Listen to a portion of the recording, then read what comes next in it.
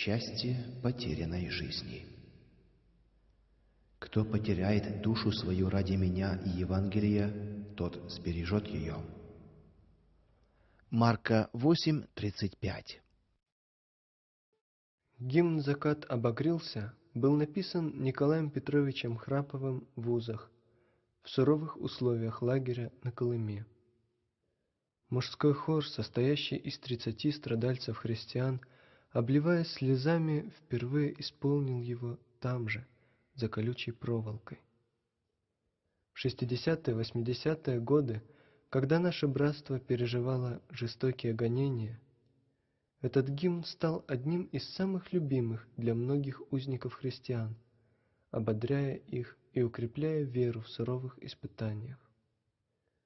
Автор гимна Николай Петрович остался верным Господу до конца своей жизни.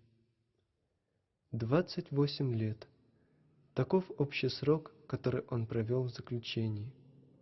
Господь призвал его к себе в 68-летнем возрасте, когда он отбывал очередной срок в лагере на Мангышлаке.